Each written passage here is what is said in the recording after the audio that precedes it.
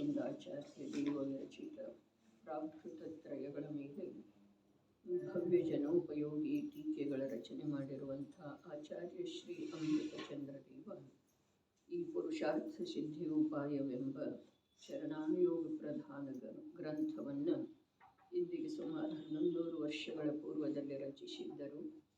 ಅದರ ಮೇಲೆ ಭಾಷಾ ಟೀಕೆ ಬರೆಯುವಂಥ ಟೋಡರ ಮಲ್ಲರ ಕಾರ್ಯ ಪೂರ್ಣವಾಗುವ ಮೊದಲೇ ವಿಧಿವಶರಾಗಿ ಹೋಗುವುದರಿಂದ ಆ ಅಪೂರ್ಣ ಕಾರ್ಯವನ್ನು ಇನ್ನೋರ್ವ ಜ್ಞಾನಿ ಪುರುಷ ದೌಲತರಾಮ್ ಕಾಸ್ಲಿವಾಲ್ ಪೂರ್ಣಗೊಳಿಸಿ ಅದನ್ನು ಸಮಗ್ರ ರೂಪದಿಂದ ಪಾಠಕರಿಗೆ ಆಚರಣೆಯ ನಿರ್ಮಲತೆಯನ್ನು ಬಯಸುವಂಥವರಿಗೆ ಲಭಿಸುವಲ್ಲಿ ಸಹಕರಿಸಿದ್ದಾರೆ.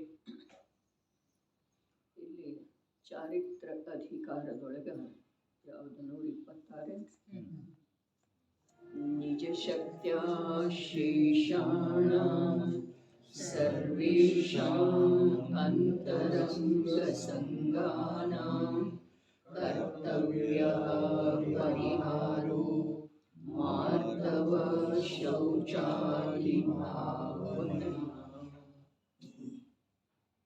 ಭಾವಾರ್ಥ 14 ಪ್ರಕಾರದ ಅಂತರಂಗ ಪರಿಗ್ರಹಗಳಿವೆ. ಅವುಗಳ ಹೆಸರನ್ನು ಇದೇ ಗ್ರಂಥದ 116ನೇ ಶ್ಲೋಕದಲ್ಲಿ ತಿಳಿಸಿಕೊಡಲಾಗಿದೆ. ಮಿಥ್ಯಾತ್ವ, 4 ಚೌಕಡಿ ರೂಪದ 4 ಕಷಾಯಗಳು ಮತ್ತು ಹಾಸ್ಯ ಮೊದಲಾದ 9 ಕಷಾಯಗಳು, ಹೀಗೆ 14 ಭೇದಗಳಿವೆ. ಕ್ರಮಪೂರ್ವಕವಾಗಿ ಇವುಗಳ ತ್ಯಾಗ ಮಾಡಬೇಕು. ಇವುಗಳಲ್ಲಿನ ಮಿಥ್ಯಾತ್ವ ಮತ್ತು ಅನಂತಾನುಬಂಧಿಯ 4 ಕಷಾಯಗಳು ಅವು ಸಮ್ಯಕ್ ದರ್ಶನ ಹಾಗೂ ಸ್ವರೂಪಾಚರಣ ಚಾರಿತ್ರದ ಘಾತ ಮಾಡುತ್ತವೆ.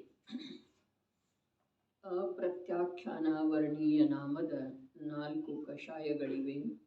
ಅವು ದೇಶ ಚಾರಿತ್ರದ ಘಾತ ಮಾಡುತ್ತವೆ. ಎಂದರೆ ಶ್ರಾವಕ ಪದವಾಗಗೊಡುವುದಿಲ್ಲ. ಪ್ರತ್ಯಾಖ್ಯಾನ ವರ್ಣೀಯ ನಾಮದ 4 ಕಷಾಯಗಳಿವೆ. ಅವು ಸಕಲ ಸಂಯಮದ ಘಾತ ಮಾಡುತ್ತವೆ. ಎಂದರೆ ಮುನಿಪದವಾಗಗೊಡುವುದಿಲ್ಲ. ಸರ್ವಥಾ ತ್ಯಾಗವನ್ನು ಪ್ರತ್ಯಾಖ್ಯಾನವೆಂದು ಹೇಳುತ್ತಾರೆ. ಮತ್ತು ಸಂಜ್ವಲನ ಮೊದಲಾದ 4 ಹಾಗೂ ಹಾಸ್ಯ ಮೊದಲಾದ 6 ಮತ್ತು 3 ವೇದ ಇವೆಲ್ಲವೂ ಯಥಾಖ್ಯಾತ ಚಾರಿತ್ರದ ಘಾತದಲ್ಲಿ ನಿಮಿತ್ತವಿವೆ. ನಿಜ ಶಕ್ತಿಯ ಬಲದಿಂದ ಈ ಪ್ರಕಾರ ಈ ಎಲ್ಲ ವ್ರತಗಳನ್ನು ಕ್ರಮಪೂರ್ವಕವಾಗಿ ಧಾರಣ ಮಾಡಿ ಅಂತರಂಗ ಪರಿಗ್ರಹವನ್ನು ಕ್ರಮಪೂರ್ವಕವಾಗಿ ಬಿಟ್ಟುಕೊಡಬೇಕಾಗುವುದು. ಇಲ್ಲಿ ಸಮ್ಯಕ್ ದರ್ಶನ ಪ್ರಾಪ್ತಾಗಿರುವಂಥ ಜೀವ 2ನೇ ಕಷಾಯ ಚೌಕಡಿಯ ಅಭಾವ ಮಾಡಿ ಶ್ರಾವಕ ಪದಕ್ಕೆ ಬರುವ ಸಲುವಾಗಿಯೂ ಇಲ್ಲಿ ಅಂತರಂಗದ ಪರಿಗ್ರಹಗಳನ್ನು ಇಲ್ಲಿ ಯಾವ ಕ್ರಮದಿಂದ ಹೇಳಿದರೆ ನಿಜವಾಗಿ ಅದೇ ಕ್ರಮದಿಂದ ಅವು ಹೋಗ್ತವೆ ಅನ್ನೋದೇನು ಅಲ್ಲ. ಆದರೆ ಅದೂ ಸತ್ಯ ಇದೆ. ಅದೇ ಕ್ರಮದಿಂದ ಅವು ಹೋಗ್ತವೆ ಅನ್ನಬೇಕಾದ್ರೆ ಅವು ಹೀಗೆ ಬೇರೆ ಬೇರೆ ಇಲ್ಲರೆ. ಅನಂತಾನುಬಂಧಿ ಚೌಕಡಿ, ಅಪ್ರತ್ಯಾಖ್ಯಾನಾವರಣ ಚೌಕಡಿ, ಪ್ರತ್ಯಾಖ್ಯಾನಾವರಣ ಚೌಕಡಿ, ಸಂಜ್ವಲನ ಚೌಕಡಿ, 9 ಕಷಾಯಗಳ ಇವು ಹೀಗೆ ಒಂದಾದ್ಮೇಲೆ ಒಂದು ಇವು ಹೋಗ್ತವೆ ಸಮೂಹ, ಹೀಗೆ ಮಾತಿಲ್ಲ. ನಿಜವಾಗಿ ಮಿಥ್ಯಾತ್ವ ಹೊರಟೋದ ನಂತರ ಅನಂತಾನುಬಂಧಿಗೆ ಸಂಬಂಧಿಸಿದ ಹಾಗೆ ಅನಂತಾನುಬಂಧಿ ಕ್ರೋಧ, ಮಾನ, ಮಾಯಾ, ಲೋಭ ರೂಪದ ಯಾವ ಕಷಾಯ ಪರಿಣಾಮ ಇದ್ದಾವೆ ಜೀವದ್ದು, ಅವುಗಳದ ವಾಸನಾ ಕಾಲ ಆಗಮದಲ್ಲಿ ಅಸಂಖ್ಯಾತ, ಸಂಖ್ಯಾತ, ಅಸಂಖ್ಯಾತ ಮತ್ತು ಅನಂತ ಅಂಥೇಳಿ ಹೇಳಿದ್ದಾರೆ. ಏನು ಕಷಾಯದ ವಾಸನಾ ಕಾಲ ಅರ್ಥಾತ್ ಆ ಕಷಾಯದ ಪ್ರಭಾವ ನೋಡ್ರಿ. ಇಲ್ಲಿ ವಾಸನಾ ಕಾಲ ಅನ್ನೋದ ಘ್ರಾಣೇಂದ್ರಿಯದ ವಿಷಯಕ್ಕೆ ಸಂಬಂಧಿಸಿದ ಹಾಗೆ ಇಲ್ಲ. ಆದ್ರೂ ಕೂಡ ಅದರ ಮೂಲಕ ಆ ವಿಷಯವನ್ನು ತಿಳ್ಕೊಳ್ಳಬಹುದಾಗಿದೆ. ಯಾವುದಾದರೂ ಇಲಿ ಬೆಕ್ಕ ಸತ್ತಿತ್ತು ಅಂತಂದ್ರೆ ಅದರದ ವಾಸನೆ ಬರ್ತಿದೆಯಲ್ಲ ಎಲ್ಲ ಕಡೆಗೆ. ಆಮೇಲೆ ಅದನ್ನು ತೆಗೆದು ಎಸೆದ್ರೂ ಅದು ಎಷ್ಟೋ ಕಾಲ ವಾಸ ಬಂದ ಹಾಗೇನ ಅನ್ನಿಸ್ತಿದೆ.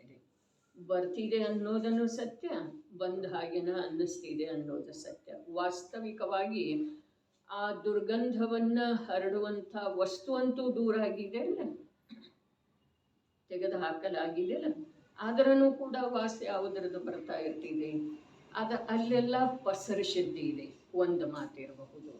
ಮತ್ತು ನಮ್ಮ ಬುದ್ಧಿಯೊಳಗೆ ಅದರದ ಸಂಸ್ಕಾರ ಇದೆ.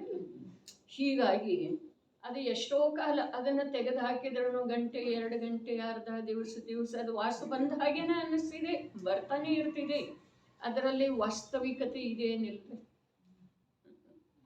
ವಾಸ ಬರುವುದರೊಳಗೆ ಸತ್ಯತೆ ಇದೇನಿಲ್ರಿ, ಇದೆಲ್ಲ ಅದು ಬರೀ ಭ್ರಾಂತಿ ಏನಲ್ಲ.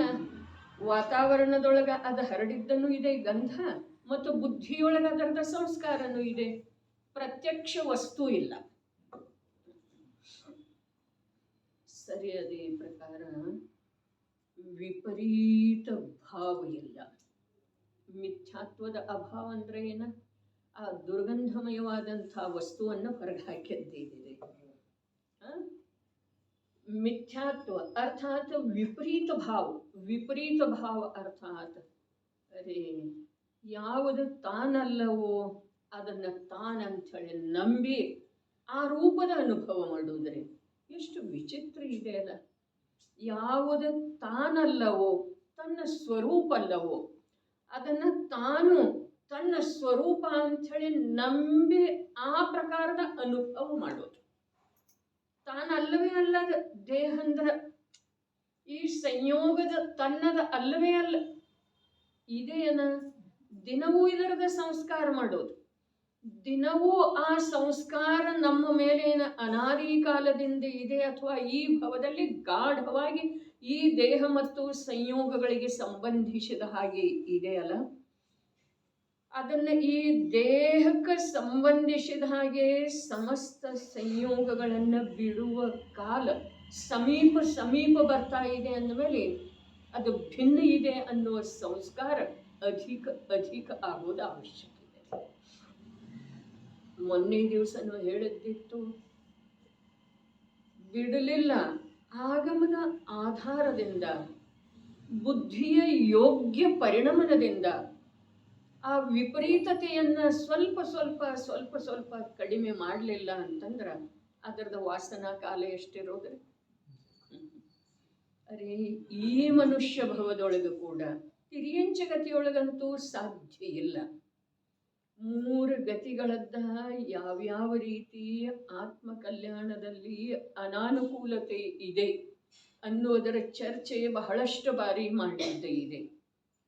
ತಿರಿಯಂಚ ಗತಿಯೊಳಗ ಅಜ್ಞಾನದ ಅಧಿಕತೆ ಇದೆ. ತಿರಿಯಂಚ ಗತಿ ಯಾವದ? ಏಕೇಂದ್ರಿಯದಿಂದ ಹಿಡಿದ ಸಂಜ್ಞಿ ಪಂಚೇಂದ್ರಿಯದವರೆಗಿನ ಅಜ್ಞಾನದ ಅಧಿಕತೆ ಇದೆ. ನರಕದೊಳಗ ಪ್ರತಿಕೂಲತೆ ಬಹಳ ಇದೆ. ಸ್ವರ್ಗದೊಳಗ ಈ ಜೀವಕ್ಕೆ ಭ್ರಾಂತಿಯನ್ನುಂಟು ಮಾಡುವಂಥ ಅನುಕೂಲತೆಗಳದವ್ರೆ. ಹೀಗಾಗಿ ಈ ಒಂದು ಮನುಷ್ಯ ಭವದೊಳಗೆ ಇದೆ ಅಲ್ಲ, ಅದಕ್ಕೆ ಹೇಳ್ತಾರೆ ತಿರಿಯಂಚಗತಿಯ ಮಾತಂತೂ ಬಿಡ್ರಿ ಅಂಥೇಳಿ ಹೇಳ್ತಾರೆ ಆಗಮದಲ್ಲಿ. ಯಾಕೆ ಅಂತಂದ್ರೆ ತಿರಿಯಂಚಗತಿ ಒಂದನ್ನೇ ಯಾಕೆ ಹೇಳಿದ್ರು? ಈಗ ಜಿನವಾಣಿ ಸ್ತುತಿ ಮಾಡುವ ವೇಳೆದೊಳಗ ಧರ್ಮ ಪಥವನ್ನು ಸಾಧಿಸದಿದ್ದರೆ ಮನುಜನು ತಿರಿಯಂಚ ಸಮ ಅಂಥೇಳಿ ಯಾಕೆ ಹೇಳ್ತು? ನರಕಿ ಸಮ ಯಾಕನ್ಲಿಲ್ಲ? ತಿರಿಯಂಚ ಯಾಕೆ ಹೇಳ್ತು ಅಂತಂದ್ರ ತಿರಿಯಂಚದೊಳಗ ಅಜ್ಞಾನದ ಪ್ರಾಧಾನ್ಯತೆ ಇದೆ ಒಂದು ಮಾತು. ಎರಡನೇದ ತಿರಿಯಂಚದಲ್ಲಿ ಇರುವ ಕಾಲ ಅನಂತ ಇದೆ. ಇವು ಉಳಿದದ್ದು ಏನದವ ಅವೆಲ್ಲ ತ್ರಸದೊಳಗನರೇ. ಮೊನ್ನೆ ಹೇಳಿತಲ್ಲ, ಆಕಾಶಕ್ಕೆ ಎಸೆದಿರುವ ಪಾಷಾಣದ ತುಂಡ ಆಕಾಶದೊಳಗೆ ಎಷ್ಟು ಸಮಯ ಇರ್ತಿದೆಯಲ್ಲ ಅಷ್ಟು ಸಮಯ ದೇವಗತಿ, ನರಕಗತಿ, ಮನುಷ್ಯಗತಿ, ತಿರಿಯಂಚ ಸಂಜ್ಞಿ ಪಂಚೇಂದ್ರಿಯ ಅವಸ್ಥೆ. ಇವೆಲ್ಲ ಅದರಲ್ಲೇನ ಅದಾವ್ರಿ. ಬರೇ ಪಂಚೇಂದ್ರಿಯಲ್ಲ, ವಿಕಲೇಂದ್ರಿಯನೂ ಅದರಲ್ಲೇ ಅದಾವ್ರಿ. ಏಕೇಂದ್ರಿಯ ಮಾತ್ರ ಏನಿದೆ ಅನಂತ, ಅರ್ಥಾತ್ ಭೂಮಿಯ ಮೇಲೆ ಪಾಷಾಣದ ಇರುವಿಕೆಯ ಕಾಲ. ಯೋಚನೆ ಮಾಡೋದ್ರಿ.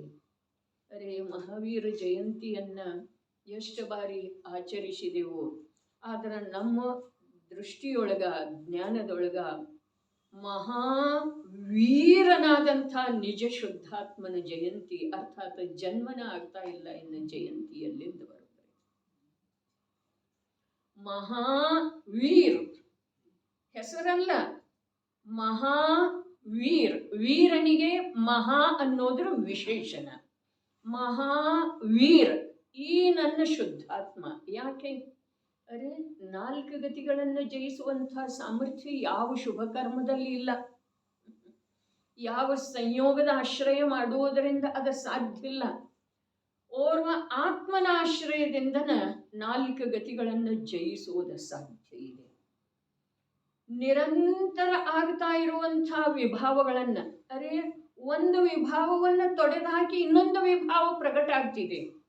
ಆದರೆ ಯಾವ ವಿಭಾವದೊಳಗ ವಿಭಾವಗಳಿಗೆ ಕೊನೆ ತರುವಂತಹ ಸಾಮರ್ಥ್ಯ ಇಲ್ಲ. ಇದೇನ್ರಿ? ಇಲ್ಲ. ಒಂದು ನಿಜ ಸ್ವಭಾವದೊಳಗನ ವಿಭಾವ ಪರಂಪರೆಯನ್ನು ಅಂತ್ಯಗೊಳಿಸುವಂತಹ ಸಾಮರ್ಥ್ಯ ಇದೆ. ಹಾಗಾದ್ರೆ ವೀರ ಯಾವದಂದ್ರೆ ಆ ಶುದ್ಧಾತ್ಮನಲ್ಲ. ಮಹಾವೀರ ಯಾವಾಗ ಆಗ್ತಾನ್ರಿ? ತನ್ನ ಸ್ವರೂಪವನ್ನು ತಾನು ತಿಳಿದ ನಂತರ, ಅನುಭವ ಮಾಡಿದ ನಂತರ. ಅರೆ, ತನ್ನ ಸ್ವರೂಪ ವಿಶ್ವದ ಯಾವ ಪದಾರ್ಥಗಳ ಜೊತೆಗೆ, ಯಾವ ಪದಾರ್ಥಗಳ ಜೊತೆಗೆ ಸುಖದ ಸಲುವಾಗಿ ಅಥವಾ ಯಾವುದೋ ತನ್ನ ಅಭಿಪ್ರಾಯ ಪೋಷಣೆಯ ಸಲುವಾಗಿ ಅನ್ಯ ಪದಾರ್ಥದ ಅವಲಂಬನೆ ಮಾಡುವಂಥದ್ದು ತನ್ನ ಸ್ವಭಾವ ಇಲ್ಲ. ಏನು ಹೇಳಿತು? ಸುಖ ವಿಶ್ವದ ಯಾವ ಪದಾರ್ಥದ ಜೊತೆಗೆ ಏಕತ್ವ ಮಿತ್ರತ್ವ ಮಾಡುವಂಥದ್ದ ಯಾವುದೇ ಕಾರಣ, ಸುಖದ ಸಲುವಾಗಿ ಆಗಲಿ ಯಾವುದೇ ಕಾರಣದ ಸಲುವಾಗಿ, ಅನ್ಯ ಪದಾರ್ಥ ವಿಶ್ವದ ಯಾವ ಪದಾರ್ಥ. ಸಮ್ಯಕ್ ದರ್ಶನ ಯಾವುದರಿಂದ ಆಗ್ತಿದ್ದೀರಿ? ರಾಗದಿಂದಂತೂ ಆಗುವುದಿಲ್ಲ. ಮೊದಲನೇ ಮಾತು.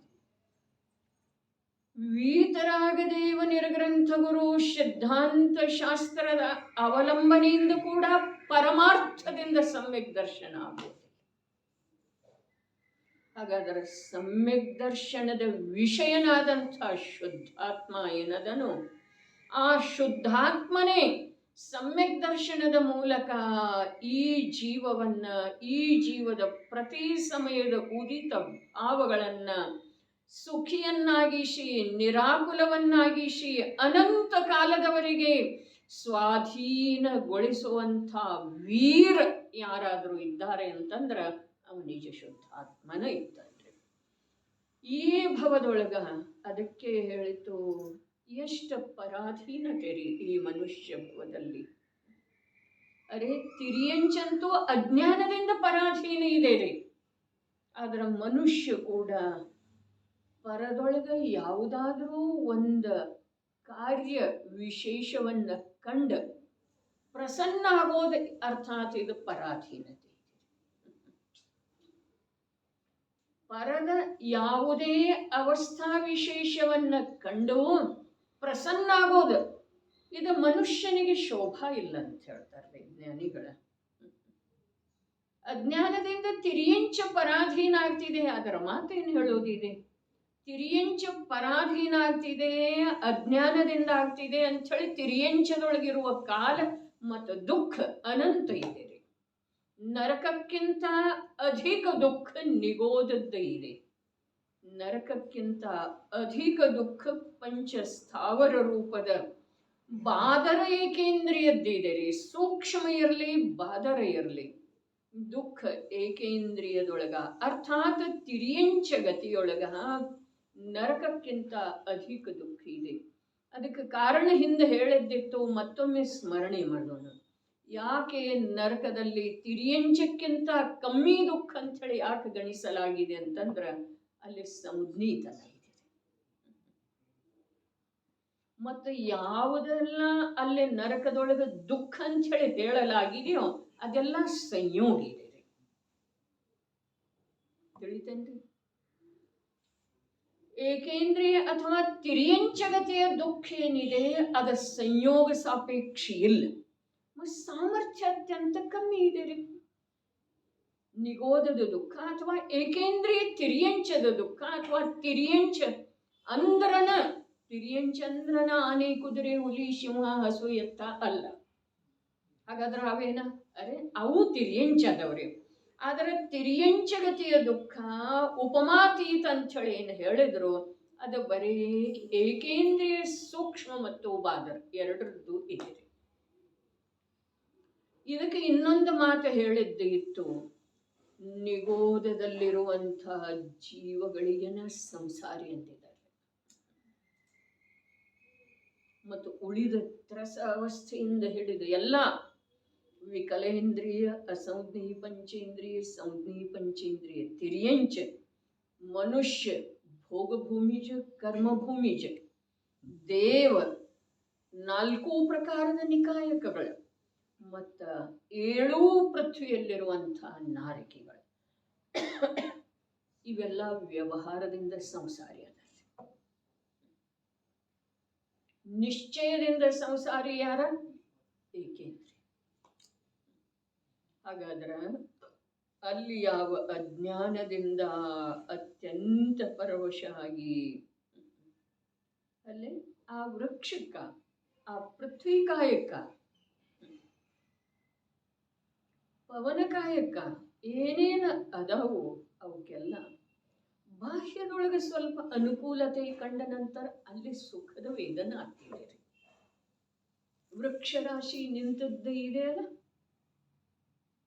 ಭಯಂಕರವಾದಂಥ ಉರಿ ಬಿಸಿಲಿನಿಂದ ದೀರ್ಘಕಾಲದವರೆಗೆ ಅತ್ಯಂತ ದುಃಖಿ ದುಃಖಿ ದುಃಖಿ ದುಃಖಿ ಇರ್ತಾವ್ರಿ ಜೀವಗಳ. ಮತ್ತು ಇದ್ದಕ್ಕಿದ್ದ ಹಾಗೆ ಒಂದಿಷ್ಟು ಮಳೆ ಬಂದ ನಂತರ ಅವಕ್ಕೆ ಸಂತೋಷ ಆಗ್ತಿದೆ, ಸುಖದ ಸಂವೇದನ ಆಗ್ತಿದೆ. ಹಾಗೆ ನಿನಗ ಕೂಡ ದೇಹದ ಸ್ವಲ್ಪ ಅನುಕೂಲತೆ, ಧನದ ಸ್ವಲ್ಪ ಆದಾಯ ಆಯಿತು ಅಂತಂದ್ರೆ ಪ್ರಸನ್ನತೆ ಆಗ್ತಿದೆಯಲ್ಲ. ತಿರ್ಯಂಚದಂತೂ ಮಾತು ಬಿಡು, ನೀನು ಕೂಡ ಇಷ್ಟು ಪರವಶ ಇದ್ದೇನಂತ ಕೇಳ್ತಾರೆ ಜ್ಞಾನಿಗಳ. ನಿನಗೆ ಮನುಷ್ಯ ಹೇಗನ್ನೋದ ವಿಷಯ ತಿಳಿತಾ ಇದೆ ಅಂತ. ಆ ಏಕೇಂದ್ರಿಯಕ್ಕೂ ಕೂಡ ತಾನಾಗೇ ಆಗಿದೆ ಮಳೆ. ಮಳೆ ಬರುವ ಸಲುವಾಗಿ ಅದು ವೃಕ್ಷ ಏನು ಮಾಡಿದ್ದೀರಿ? ಏನು ಮಾಡಿ. ಆದ್ರೆ ತಾನಾಗೆ ನೈಸರ್ಗಿಕವಾಗಿ ಆಗುವಂಥ ಬದಲಾವಣೆಯಿಂದ ಅದಕ್ಕೆ ಸಂತೋಷ ಆಗ್ತಿದೆ, ಸುಖ ಆಗ್ತಿದೆ, ಸುಖದ ಸಂವೇದನ ಆಗ್ತಿದೆ. ಹಾಗೇನೆ ಪ್ರಭು ತಾನಾಗೇನ ನೈಸರ್ಗಿಕವಾಗಿ ಧನ ಬರೋದು ನೈಸರ್ಗಿಕ. ಭರತಭಾಯಿ ಶರೀರದೊಳಗೆ ನಿರೋಗತೆ ಇರೋದು ನೈಸರ್ಗಿಕ ರೀ. ಶರೀರದೊಳಗೆ ರೋಗ ಬರೋದು ನೈಸರ್ಗಿಕ, ಧನ ಹೊರಟು ಹೋಗೋದು ನೈಸರ್ಗಿಕ, ಕಳವಾಗೋದು. ಅರೆ ಇವತ್ತು ಬರಲಿಲ್ಲ ಅವ, ಯಾವ ವಾಚ್ಮನ್ ಇಟ್ಟಿದ್ದೀವಿ, ಬಾಗಿಲ ಹಾಕೋದು ಏನದ ಲಾಕ್ ಮಾಡೋದು ಮರ್ತೇವೆ. ಇವೆಲ್ಲ ಏನೂ ಕಾರಣ ಇಲ್ಲ, ನೈಸರ್ಗಿಕ. ಅದು ಹೋಗುವ ಸಮಯ ಬಂತು ಧನ, ಅದು ಯಾರು ಬಂದರೂ ಕೇಳುವುದಿಲ್ಲ, ಯಾರೂ ಅದನ್ನು ತಡೆಯೋದು ಸಾಧ್ಯ ಇಲ್ಲ. ಅರ್ಥಾತ್ ಏಕೇಂದ್ರಿಯ ವೃಕ್ಷಕ್ಕ ಮಳೆ ಬಂದ ನಂತರ ಸುಖ ಆಗ್ತಿದೆ, ಮಳೆ ಬರುವ ಸಲುವಾಗಿ ಅದೇನೂ ಮಾಡಿಲ್ಲ. ಅದೇ ಪ್ರಕಾರ ನಿನಗೆ ಧನ ಬಂದ ನಂತರ ಸುಖ ಆಗ್ತಿದೆ ಅಲ್ಲ, ಧನ ಬರುವ ಸಲುವಾಗಿ ನೀನೇನೂ ಮಾಡಿಲ್ಲ. ಆಗ್ತಿದೆ ಅನ್ನೋ ಒಪ್ಪಿಗೆ ಶಾಬ್ದಿಕವಾಗಿ ಆಗ್ತಿದ್ದೇವೆ, ಒಳಗಿಂದ ಸ್ವೀಕಾರ ಆಗ್ತಿದೆ.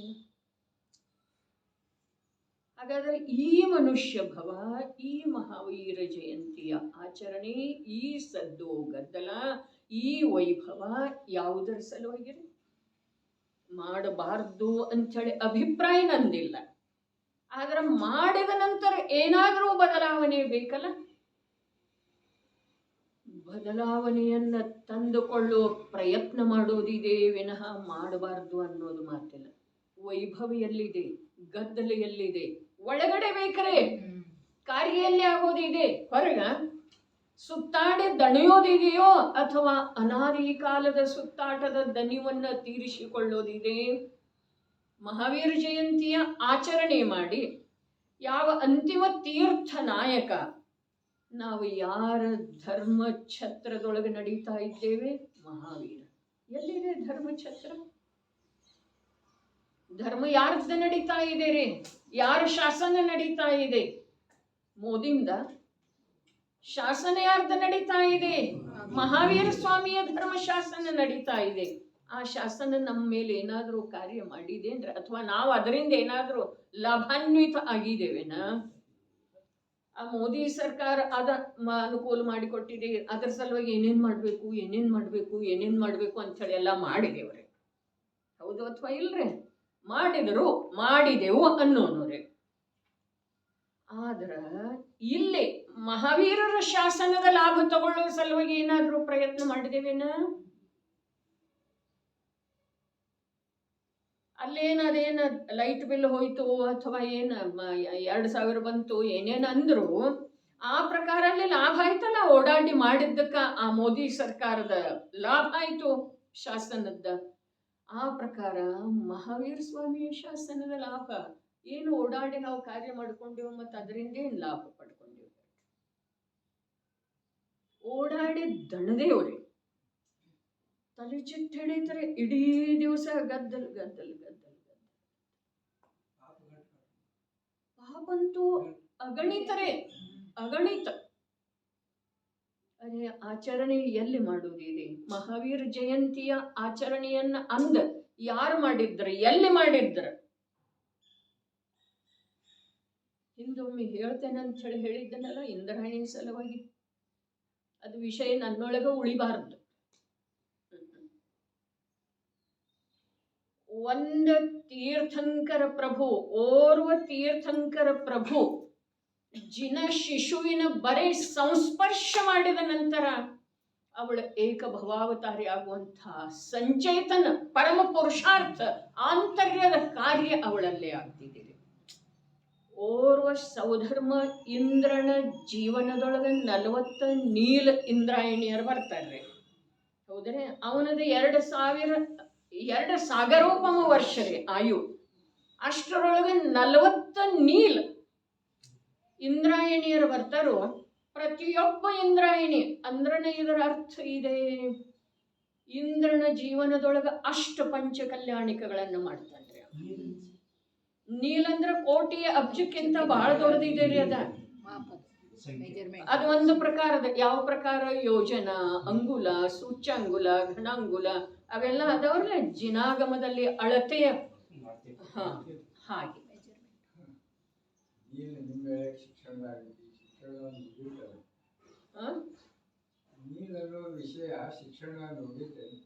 ಹೋಗಿದ್ರೆ ಅಂದ್ರೆ ಇಂದ್ರ ಅಷ್ಟು ಪಂಚ ಕಲ್ಯಾಣಿಕಗಳನ್ನ ತನ್ನ ಜೀವನದೊಳಗೆ ಮಾಡ್ತಾನೆ. ಅವನ ಪತ್ನಿ ಯಾವ ಶಚಿದೇವಿ ಬರ್ತಾಳಲ್ಲ, ಅಂದ್ರೆ ಬರೇ ಭರತ ಕ್ಷೇತ್ರದೊಳಗೆ ಅಷ್ಟು ತೀರ್ಥಂಕರ ಆಗ್ತಾರೋ ಹೀಗೆ ಮಾತಿಲ್ಲ. ಐರಾವತ ಕ್ಷೇತ್ರ ಅದಾವ್, ವಿದೇಹ ಕ್ಷೇತ್ರ ಎಷ್ಟದಾವ್, ಅಲ್ಲಿ ಎಲ್ಲ ತೀರ್ಥಂಕರರ ಜನ್ಮಾಭಿಷೇಕದ ಸಲುವಾಗಿ ಮೇರುಗಿರಿಗೆ ತೆಗೆದುಕೊಂಡು ಹೋಗುವ ವೇಳೆದೊಳಗ ಮೊಟ್ಟ ಮೊದಲನೇ ಪಾತ್ರ ಯಾರ್ದಿದೆ ಅಂದ್ರೆ ಶಚಿದೇವಿ ಪಾತ್ರ. ಆ ಜಿನ ಶಿಶುವನ್ನ ಸ್ಪರ್ಶ ಮಾಡುವುದು ಮಾತ್ರ ಅಲ್ಲ, ಆ ಜಿನ ಶಿಶುವನ್ನ ಬಹಳ ಮಾತಿದೆ ರೀ. ಆ ಜಿನ ಶಿಶುವನ್ನ ಸ್ಪರ್ಶ ಮಾಡುವುದರಿಂದ ಬರೇ ಅವಳಿಗೆ ಆತ್ಮನ ಅನುಭೂತಿ ಆಗ್ತಿದೆ ಹೀಗೆ ಮಾತಿಲ್ಲ. ಆತ್ಮನ ಅನುಭೂತಿ ಆಗದ ವಿನಃ ಆ ಪವಿತ್ರ ಪುರುಷನ ಸ್ಪರ್ಶನ ಆಗುವುದಿಲ್ಲ. ಮೊದಲನೇ ಮಾತು ಬರೇ ಅನುಭೂತಿಯ ಮಾತಿಲ್ಲ. ಆದ್ರ ಇಂದ್ರನಿಗಿಂತ ಮೊದಲು ಮೋಕ್ಷಕ್ಕೆ ಹೊರಟು ಹೋಗ್ತಾರೆ. ಒಂದು ಮಾತು. ಎರಡನೇದ್ದು ಮಾತು ಹೀಗಿದೆ, ಬರೇ ಶೈಶವಾವಸ್ಥೆಯಲ್ಲಿ ಈಗ ನವಜಾತ ಜಿನ ಶಿಶುವನ್ನ ಸ್ಪರ್ಶ ಮಾಡುವಂಥ ಅಧಿಕಾರ 3 ಲೋಕದಲ್ಲಿ ಸ್ತ್ರೀ ಪರ್ಯಾಯದಲ್ಲಿ ಇರೋದಂತಂದ್ರೆ ಓರ್ವ ಇಂದ್ರಾಯಣಿಗೆ ಮಾತ್ರ. ಇನ್ನು ಅರ್ಹಂತ ಆದ್ಮೇಲೆ ಸ್ಪರ್ಶ ಯಾರು ಮಾಡೋದು ಸಾಧ್ಯ ಇದೆ? ಬರೇ ನವಜಾತ ಸದ್ಯೋತ್ಪನ್ನ ತಿಳಿತಾ ಇದೆ ಅಂದ್ರೆ ನಾನು ಬರಿತೇನೋ ಶಾಸ್ತ್ರ, ನಾನು ಆಚಾರ್ಯ ಇದೇನೋ, ನೀವೆಲ್ಲ ಅಭಿಷೇಕ ಮಾಡ್ರಿ ಅನ್ನೋರ ಧೈರ್ಯ ಅಂಥದ್ರಿ. ಆದರೆ ಇಡೀ ಜೈನ ಸಾಹಿತ್ಯವನ್ನ ತೆಗೆದು ನೋಡಿದ್ರ, ಅವಲೋಕನೆ ಮಾಡಿದ್ರ, ಬುದ್ಧಿ ಯಥಾರ್ಥತೆಯಿಂದ ವಿಚಾರ ಮಾಡಿದ್ರ ಸ್ತ್ರೀ ಪರ್ಯಾಯ ಎಷ್ಟು ನಿಕೃಷ್ಟ ಇದೆ ಅಲ್ಲ. ಮೆರವಣಿಗೆ ಬಹಳ ಇದೆ ರೀ ನಮ್ದ, ಆದ್ರ ನಿಕೃಷ್ಟ ಇಷ್ಟ ಹೀನಿದೆ ಅಲ್ಲ. ಇಡೀ 3 ಲೋಕದೊಳಗ ಸದ್ಯೋತ್ಪನ್ನ ಜಿನ ಶಿಶು ರೀ, ಈಗ ಉತ್ಪನ್ನ ಆದದ್ದಿದೆ, ಈಗ ಹುಟ್ಟಿದ್ದ ಇದೆ ಅದ. ಆದ್ರ ಆ ಪವಿತ್ರ ಪುರುಷನನ್ನ ಸ್ಪರ್ಶ ಮಾಡುವಂತ ಯೋಗ್ಯತೆ ಬರೇ 3 ಲೋಕದಲ್ಲಿ ಓರ್ವ ಇಂದ್ರಾಯಣಿಗೆ ಇದೆ ಅಂಥೇಳಿ ಅವಳ ಮಾತ್ರ ಸ್ತ್ರೀ ಪರ್ಯಾಯ. ಅಲ್ಲಿಂದ ಚ್ಯುತಾಗಿ ಮಧ್ಯಲೋಕಕ್ಕೆ ಬಂದ, ಆಯು ಪೂರ್ಣ ಆದ ನಂತರ ಅಲ್ಲಿಂದ ಚ್ಯುತಾಗಿ ಮಧ್ಯಲೋಕದೊಳಗೆ ಪುರುಷ ಪರ್ಯಾಯ ಮನುಷ್ಯ ಭವ ಧಾರಣ ಮಾಡಿ ಅದೇ ಪೋದಿಂದ ಮೋಕ್ಷಕ್ಕೆ ಹೋಗ್ತಾಳ್ರಿ. ಹಾಗಿತ್ತು ಅಂತಂದ್ರೆ ಮುಟ್ರಿ ನೀವು, ಅದು ಶಿಶುವನ್ನ. ಅಲ್ಲಿ 4 ಘಾತಿ ಕರ್ಮಗಳನ್ನ ನಾಶ ಮಾಡಿ ಅನಂತ ಚತುಷ್ಟಯ ರೂಪದಿಂದ ವಿರಾಜಮಾನ ಆಗಿರುವಂಥ ಆ ಜಿನರನ್ನ ಸ್ಪರ್ಶ ಮಾಡುವಂಥ ಯೋಗ್ಯತೆ 3 ಲೋಕದಲ್ಲಿ ಯಾವ ನಿಕೃಷ್ಟ ಸ್ತ್ರೀ ಪರ್ಯಾಯಕ್ಕೆ ಇಲ್ಲ. ಸ್ತ್ರೀ ಪರ್ಯಾಯ ಅಷ್ಟು ನಿಕೃಷ್ಟ ಇದೆ. ಅದರದ ಸ್ವಲ್ಪ ಜ್ಞಾನ ಬೇಕ್ರಿ. ಒಂದ್ ಸ್ವಲ್ಪ ಚಿಂತನ್ವಂತನ ಮಾಡೋದ್ರೆ ಇಡೀ 3 ಲೋಕದೊಳಗ ಈಗ ಜನ್ಮ ತಾಳೆದ್ದು ಅರೆ ಅವಳ ಭಾವ ಎಂಥದ್ದಿರಬಹುದು.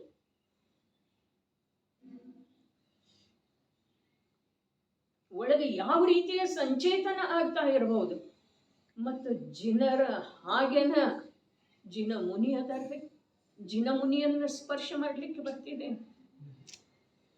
ಒಬ್ಬರು ಬಂದರ್ರಿ, ಅಪ್ಪಾಜಿಗೆ ಏನಾಗಿತ್ತಲ್ಲ, ಬಿದ್ದಿದ್ರ ಹೋಗು ಅಥವಾ ಸರ್ಪುಣ್ಣಾದಾಗ,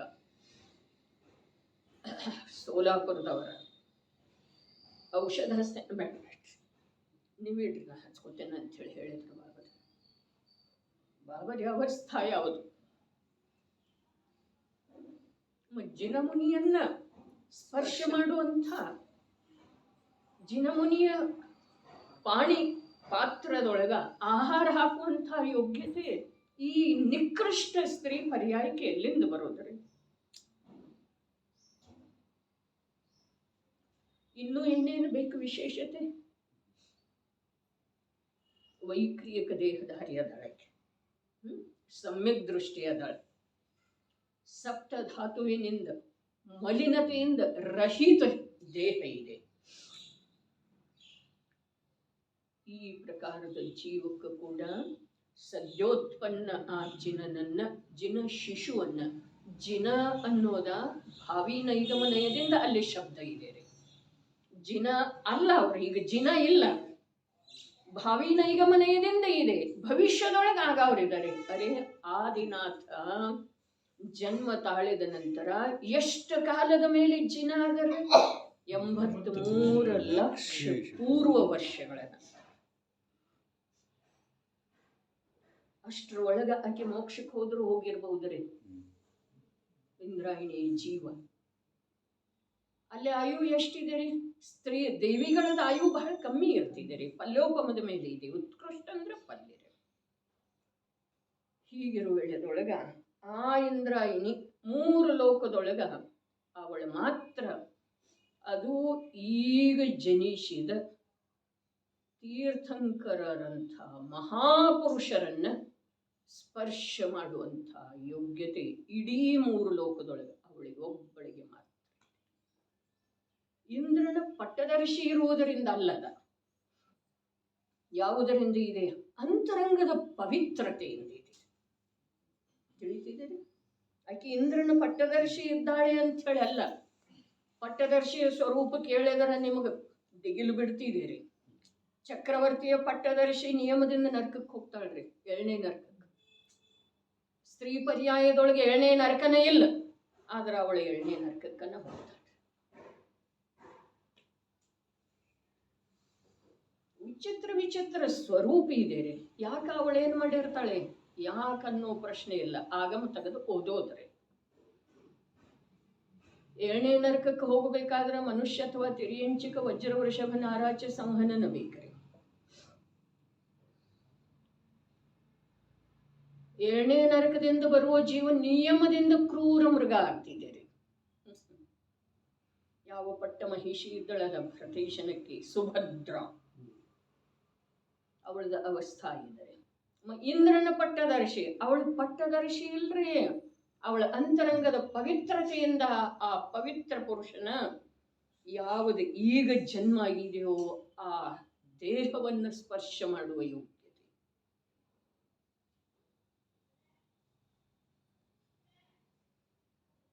ಸ್ತ್ರೀಯ ಸ್ಥಾನಮಾನ ಏನಿದೆ, ಸ್ತ್ರೀಯ ನಿಕೃಷ್ಟತೆ ಏನಿದೆ, ಇದರದ ವಿಚಾರ ಸ್ವಲ್ಪ ಮಾಡಿದ್ರ ನಮ್ಮ ಜೀವನದೊಳಗೆ ನಮ್ಮ ಏನು ಧಾವಿಸ್ತಾ ಇದ್ದೇವಲ್ಲ ಮುಂದೆ ಅಲ್ಲೇ ಧಾವಿಸುವುದಕ್ಕೆ ಒಂದಿಷ್ಟು ಬಂಧನ ಬೀಳ್ಬಹುದ್ರಿ. ಜಿನೇಂದ್ರ ಪ್ರಭುವಿನಿಂದ 7 ಮೊಳ ದೂರ ಇರಬೇಕಾಗ್ತಿದೆ, 8 ಮೊಳ. ಜಿನ ಮುನಿಯಿಂದ 8 ಮೊಳ ದೂರ ಇರಬೇಕಾಗ್ತಿದೆ. ಅಭಿಷೇಕನೂ ಮಾಡ್ತೇನೋ, ಆಹಾರನೂ ಕೊಡ್ತೇನೋ, ಮತ್ತೇನ ವಯ್ಯಾವೃತ್ತನೂ ಮಾಡ್ತೇನೋ. ಎಲ್ಲಿ ಹೋಗೋದ್ರೆ ಈ ಪಂಚಮ ಕಾಲದ ಜೀವರುಗಳದ ಬುದ್ಧಿ ಎಷ್ಟು ಪಾಪಮಯ ಆಗಿ ಹೋಗಿದೆ, ಎಷ್ಟು ವಿಪರೀತ ಆಗಿ ಹೋಗಿದೆ. ಅರೆ, ಮಹಾಭಾಗ್ಯದಿಂದ ಮನುಷ್ಯ ಪರ್ಯಾಯ ಅರ್ಥಾತ್ ಮನಸ್ಸನ್ನ, ವಿಚಾರ ಶಕ್ತಿಯನ್ನ ಪ್ರಾಪ್ತ ಮಾಡಿಕೊಂಡದ್ದು, ಮತ್ತು ಅದರದ ಉಪಯೋಗ ಎಲ್ಲೆಲ್ಲಿ ಮಾಡೋದ?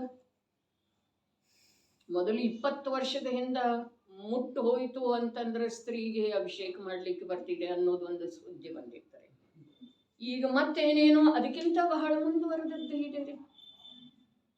ಹೇಳಿದ್ರಲ್ಲ, ಯಾರು ಹೇಳ್ತಾರೆ? ಯಾವ ಶಾಸ್ತ್ರದೊಳಗಿಲ್ಲ ಸ್ತ್ರೀಗೆ ಅಭಿಷೇಕ ಮಾಡ್ಲಿಕ್ಕೆ ಹೇಳಿಲ್ಲ. ಯಾವ ಆಚಾರ್ಯರು ಬರೆದ? ನಾನು ಆಚಾರ್ಯ ಅದನ್ನು ನಾ ಬರೀತೇನು. ಅರೆ, ಭಾವದೀಪಿಕೆಯೊಳಗೆ ಏನು ಬಂತು?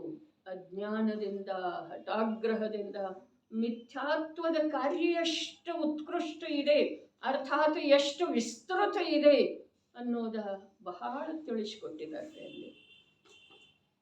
ಅಜ್ಞಾನಿ ಜೀವ ಅನಂತಾನುಬಂಧಿ ಕ್ರೋಧದ ವಶೀಭೂತನಾಗಿ, ಅನಂತಾನುಬಂಧಿ ಮಾಯದ ವಶೀಭೂತನಾಗಿ, ಮಾನದ ವಶೀಭೂತನಾಗಿ, ಹಾಸ್ಯದ ವಶೀಭೂತನಾಗಿ, ವೀರ್ಯದ ವೇದದ ವಶೀಭೂತನಾಗಿ, ಜುಗುಪ್ಸೆಯ ವಶೀಭೂತನಾಗಿ ಏನೇನು ಕಾರ್ಯ ಮಾಡ್ತಾನೆ. ನಿಜವಾಗಿ ಅದನ್ನು ಬರೆದ ಯಾವ ಅನೇಕ ಭವ್ಯ ಜೀವರುಗಳಿಗೆ ವಿಷಯ ತಿಳಿಯುವಲ್ಲಿ ಅಥವಾ ತಿಳ್ಕೊಳ್ಳುವಲ್ಲಿ ಸಹಕರಿಸಿದರೋ ಅವರ ಜೀವನ ಧನ್ಯತೆ. ಲೋಕದೊಳಗೆ ಪಾಪದ ಉಪದೇಶವನ್ನಂತೂ ಎಲ್ಲರೂ ಕೊಡ್ತೇವೆ. ಆ ನೌಕರಿ ಬಿಡು, ಇಲ್ಲಿ ಮಾಡಲ್ಲ, ಅಲ್ಲಿಗಿಂತ 10,000 ಇಲ್ಲಿ ಜಾಸ್ತಿ. ಇದೇನಿದೆ ರೀ? ಪಾಪದ ಉಪದೇಶ. ಇಂಥವು ಎಷ್ಟು ನಿರಂತರ ಪಾಪದ ಉಪದೇಶ. ಅಲ್ಲಿ ಔಷಧ ತಗೋ, ಇದು ಪಾಪದಿದೇನು ಪುಣ್ಯದ್ದು ಇದೆ, ಆ ಸಾಲಿಗೆ ಹಾಕ್, ಆ ಹೊಲ ತಗೋ, ಅಲ್ಲಿ ಸೈಟ್ ತಗೋ, ಸ್ವಸ್ಥದೊಳಗೆ ಸಿಗ್ತಾ ಇದೆ. ಇವೆಲ್ಲ ಪಾಪದ ಉಪದೇಶ. ಎಲ್ಲ ಅಂದ್ರೆ ಎಲ್ಲ, ಆರಂಭದಿಂದ ಅಂತ್ಯದವರೆಗೆ ನಮ್ಮ ಕಿವಿ ಮೇಲೆ ಏನೇನು ಮಾತು ಬೀಳ್ತಾವ ಅವೆಲ್ಲ ಪಾಪದ ಉಪದೇಶದ. ಆದರೆ ಈ ಪ್ರಕಾರ ಅನಂತಾನುಬಂಧಿತ ಸ್ವರೂಪ ಇದೆ, ಅದರ ವಾಸನಾ ಕಾಲ ಹೀಗಿದೆ, ಅದರ ಉದಯದೊಳಗೆ ಜೀವ ಈ ಪ್ರಕಾರ ಮಾಡ್ತಾನೆ, ಅದರ ಫಲಸ್ವರೂಪವಾಗಿ ಜೀವ ಈ ಪ್ರಕಾರ ದುಃಖ ಅನುಭವಿಸ್ತಾನೆ.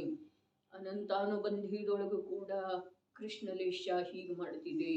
ಇದೇನಿಲ್ರಿ, ಎಲ್ಲ ಬಂದು ಹೋಯಿತು. ಅಷ್ಟು ವಿಸ್ತೃತ ಯಾವ ಆಚಾರ್ಯರನ್ನು ಹೇಳಿಲ್ಲ. ಅಂಥ ಒಂದು ಅದ್ಭುತ ಕಥನ, ಅಂಥ ಒಂದು ಅದ್ಭುತ ಆಗಮದ ಅಭ್ಯಾಸದಿಂದನೇ ಹೇಳಿದ್ದಾರೆ. ಅವರೇನು ಸ್ವಂತ ಕಲ್ಪನೆಯಿಂದ ಹೇಳಿಲ್ಲ, ಆದರೆ ತಿಳಿಯುವ ಹಾಗೆ ಸುಲಭ ಮಾಡಿ ಹೇಳಿದ್ದಾರೆ. ಆಚಾರ್ಯರ ಗಾಥೆಗಳಲ್ಲಿ ಆ ಭಾವ ನಿಬದ್ಧ ಇತ್ತು, ಆದರೆ ಅದನ್ನು ತಿಳಿಯುವಂಥ ಯೋಗ್ಯತೆ ಕಾಲ ಕಳೆದ ಹಾಗೆ ಜೀವರುಗಳದ್ದು ಕಮ್ಮಿ ಆಯಿತು. ಆ ಪ್ರಕಾರ ತಿಳಿಸಿಕೊಟ್ಟಿರುವಂತಹ ಜ್ಞಾನಿ ಗೃಹಸ್ಥ ಇರಲಿ ಅವ, ಆದರೆ ಆ ಜ್ಞಾನಿಯ ಉಪಕಾರ ನಿಜವಾಗಿ ಯಾರ್ಯಾರು ಓದ್ತಾರೋ, ಒಳಗ ಸಂವೇದಿತ ಆಗ್ತಾರೋ, ಒಳಗಡೆ ಆಹಾ ಅನ್ನಿಸ್ತಿದೆಯೋ, ಅವರು ಎಲ್ಲರ ಭವ್ಯ ಜೀವನಕ್ಕ ಅವನಿಗೆ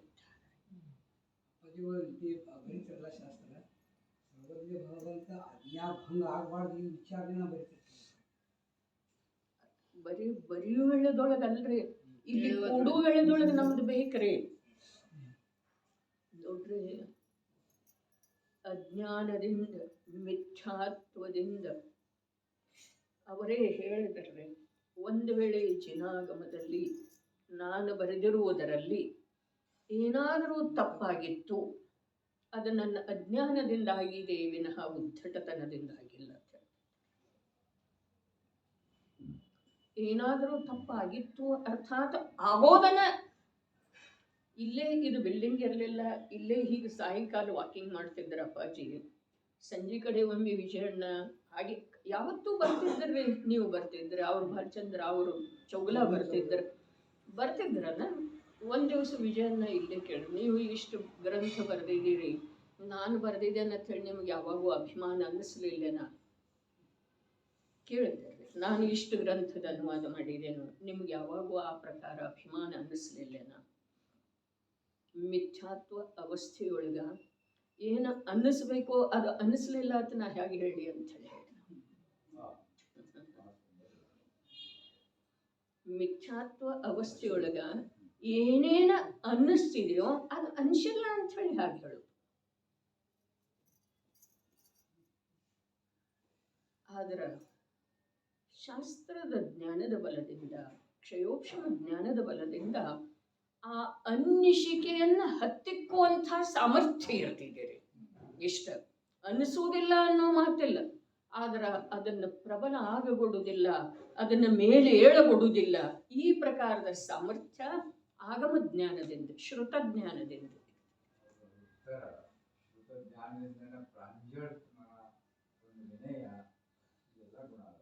ಎಲ್ಲ ಇದೆಲ್ಲ ಆ ಒಂದಿದ್ರೊಳಗ. ಮತ್ತು ಆ ಒಂದು ವಿನಯಾದಿ ಗುಣದಿಂದನ ಜೀವನಿಗೆ ಆ ಶ್ರುತ ಜ್ಞಾನದ ಶ್ರದ್ಧೆಯಿಂದ ನಿಜ ಶುದ್ಧಾತ್ಮನ ಕಡೆಗೆ ಪ್ರಯತ್ನ ಆಗೋ ಸಾಧ್ಯ ಇದೆ. ಅದಕ್ಕೆ ಇದು ಆಂತರ್ಯದೊಳಗ, ಗುಪ್ತದೊಳಗ ತನ್ನಲ್ಲೇ ತಾನ ನಿರಂತರ ಮಾಡುವಂಥ ಕಾರ್ಯ ಇದೆ ವಿನಃ ಇದು ಇಂತಿಷ್ಟು ಸಮಯ ಮಾಡಿ ಬಿಡುವಂಥದ್ದು ಕಾರ್ಯ ಅಲ್ಲ. ಅದಕ್ಕೆ ಈಗ ನಮ್ದು ವಿಷಯ ಇಲ್ಲೇನು ನಡೆದದ್ದಿತ್ತು, ಮಹಾವೀರ ಜಯಂತಿಯ ನಿಮಿತ್ತದೆಂದರೆ ಇಡೀ ದಿವಸ ನಮ್ಮ ಬುದ್ಧಿಯೊಳಗ ಅರೆ ನನ್ನ ಕಾರ್ಯ ಹಾಗೆಯೇ ಉಳಿತು, ಮಹಾವೀರರ ಧರ್ಮ ಶಾಸನದೊಳಗ ವರ್ತಿಸ್ತಾ ಇರುವಂಥ ನನಗ ದಿನವೂ ವೀತರಾಗ ಭಗವಂತನ ದರ್ಶನ, ಜಿನಶ್ರುತದ ಸಂಸ್ಪರ್ಶ, ಸಂಯೋಗ, ಚರ್ಚೆ, ವಿಚಾರ, ಚಿಂತನಾದಿಗಳ ಆದರನೂ ಕೂಡ ದೇಹ ಬುದ್ಧಿ, ದೇಹ ಅಂದ್ರೆ ನಾನು ಅನ್ನುವಂಥ ಅಭಿಪ್ರಾಯ ಇನ್ನೂ ತುಂಡರಿಸ್ತಾ ಇಲ್ಲಲ್ಲ. ಅದನ್ನ ಕತ್ತರಿಸಿ ಹಾಕದ ವಿನಃ ನನ್ನ ಜೀವನದೊಳಗ ಯಾವುದೇ ರೀತಿಯಿಂದ, ಯಾವುದೇ ಕಾಲದೊಳಗ, ಯಾವುದೇ ಕ್ಷೇತ್ರದೊಳಗ ಶಾಂತಿಯ ಸಂವೇದನ ಆಗುವುದು ಸಾಧ್ಯ ಇಲ್ರಿ. ಇಂಥ ಯಾವ ಒಂದು ತಾತ್ಕಾಲಿಕವಾದಂಥ ಪರ್ವಗಳಿರ್ತವೆ, ಇವು ತಾತ್ಕಾಲಿಕವಾಗಿ ಆದ್ರ ಶಾಶ್ವತ ಕಾರ್ಯ ಆಗುವ ಹಾಗೆ ಪುರುಷಾರ್ಥ ಜಾಗೃತ ಮಾಡಬೇಕು.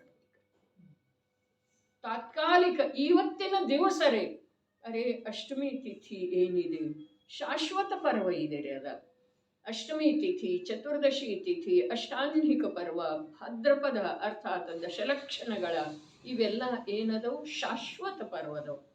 ಆದ್ರ ಮಹಾವೀರ ಜಯಂತಿ, ಅಕ್ಷಯ ತೃತೀಯ, ವೀರ ನಿರ್ವಾಣ ಮಹೋತ್ಸವ ಇವೆಲ್ಲ ತಾತ್ಕಾಲಿಕ ಅದವಲ್ಲ. ಈ ತಾತ್ಕಾಲಿಕದೊಳಗೂ ಕೂಡ ನಮ್ಮಲ್ಲೇ ಆಂತರ್ಯದೊಳಗ ತ್ರೈಕಾಲಿಕ ವಸ್ತುವಿನ ನಿರ್ಣಯ ಮಾಡುವಂಥ ಕಾರ್ಯ ಆಗಬೇಕು. ಇಡೀ ಒಂದು ಹಗಲಿ ರಾತ್ರಿ ನಾಳೆ ಮಹಾವೀರ ಜಯಂತಿ ಅಂಥೇಳಿ ನಿನ್ನೆ ಬುದ್ಧಿಯೊಳಗೆ ಬಂದಾಗಿಂದು ಈ ಕಾರ್ಯ ಆರಂಭ ಆಗಬೇಕು. ಮತ್ತು ಇವತ್ತು ಹಗಲು ರಾತ್ರಿ ಎಲ್ಲ ಬಿಟ್ಟು ಇದೇ ಕಾರ್ಯ ಒಳಗಡೆ ನಡಿಬೇಕು, ಸಾವಧಾನ ಆಗುವಂಥ ದೇಹ ಬುದ್ಧಿಯನ್ನು ಬಿಟ್ಟುಕೊಡುವಂಥ ಪರದ್ದ ಮೂಲ ವಿಷಯನ ಇತ್ತು. ಪರದ್ದ ಯಾವುದೋ ಅವಸ್ಥಾ ವಿಶೇಷವನ್ನ ನೋಡಿ ಪ್ರಸನ್ನ ಆಗುವಂಥ ಪರಾಧೀನತೆ ಮನುಷ್ಯನಿಗೆ ಶೋಭೆ ಇಲ್ಲ ಅಂತ ಹೇಳಿದರೆ ಅದನ್ನ ವಿಶೇಷ ಚಿಂತನ ಮಂಥನದಿಂದ ಆ ಪರದೊಳಗಾಗುವಂಥ ಅವಸ್ಥಾ ವಿಶೇಷ ಅರೆ ವಿಶ್ವದ ಪದಾರ್ಥಗಳಲ್ಲಿ ನಿರಂತರ ಪರಿಣಮನ ಆಗ್ತಾ ಇದೆ.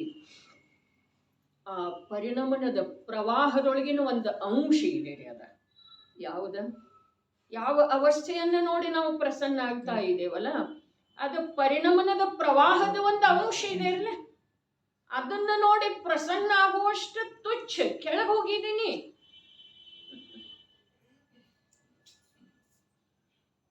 ಒಂದ್ ಸ್ವಲ್ಪ ಅನ್ನಿಸ್ಬೇಕ್ರಿ.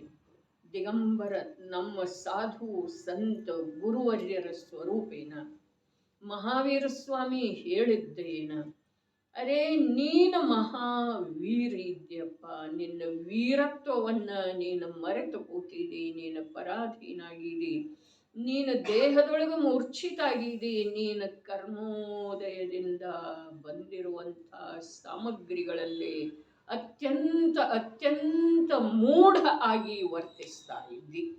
ಯಾವ ಧನ ಮನೆ ಆಭರಣ ವಸ್ತ್ರ ಇವೆಲ್ಲ ಏನದವು ಕರ್ಮದಿಂದ ರಚಿಸಲ್ಪಟ್ಟಂಥ ಪದಾರ್ಥಗಳದು.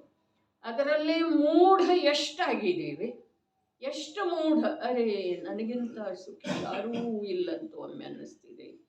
ಅದೇ ಒಂದು ಯಾವುದೋ ಸಂಯೋಗದೊಳಗಿನ ಅವಸ್ಥಾ ವಿಶೇಷವನ್ನು ನೋಡಿ ನನ್ನಷ್ಟು ದುಃಖಿ ಯಾರೂ ಇಲ್ಲ. ಯಾವುದು ಸತ್ಯ? ಈ ಮೂರು ಲೋಕದೊಳಗೆ ನನಗಿಂತ ಸುಖಿ ಯಾರೂ ಇಲ್ಲ ಅನ್ನಿಸ್ತಿದೆ.